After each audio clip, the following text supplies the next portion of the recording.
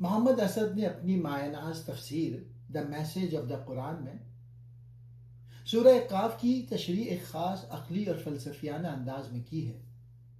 محمد اسد کے نزدیک اس سورہ کا اصل مقصد انسان کو موت کے بعد کی زندگی اور خالق کی لامتناہی قدرت پر غور و فکر کی دعوت دینا ہے۔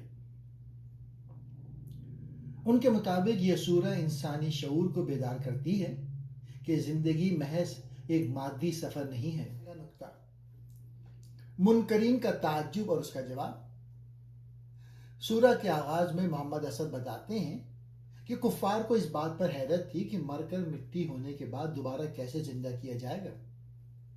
اسد اس کی وضاحت کرتے ہوئے کہتے ہیں کہ قرآن یہاں انسان کو کائنات کی نشانیوں کی طرف متوجہ کرتا ہے۔ آسمان کی وسعت، ستاروں کی ترتیب اور زمین کی ہریالی اس بات کا ثبوت ہے کہ جو خدا عدم سے یہ سب پیدا کر سکتا ہے وہ دوبارہ زندگی دینے پر بھی قادر ہے۔ انسانی نفس اور رگ جان، دوسرا نقطہ۔ محمد اسد ایک خوبصورت نقطہ بیان کرتے ہیں کہ اللہ انسان کی رگ جان سے بھی زیادہ قریب ہے۔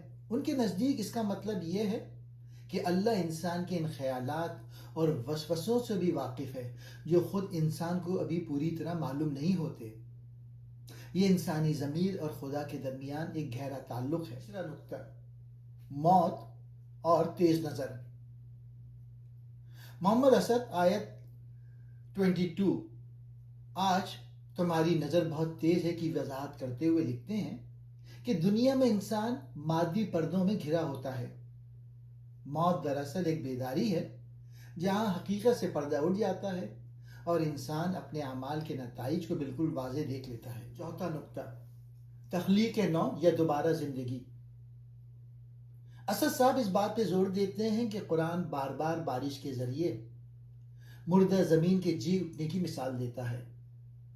وہ اسے ایک عقلی استعارہ قرار دیتے ہیں تاکہ انسان سمجھ سکے کہ آخرت کوئی جادوئی عمل نہیں بلکہ اسی خالق کے قانونی فطرت کا تسلسل ہے جس نے پہلی بار زندگی پیدا کی۔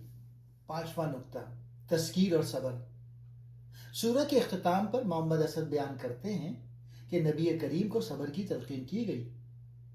ان کا کہنا ہے کہ حق کی تبلیغ میں زبردستی نہیں کی جا سکتی بلکہ قرآن صرف ان لوگوں کے لیے ایک یاد دہانی ہے جو خدا کی پکڑ سے ڈرتے ہیں اور سچائی کی تلاش میں ہیں۔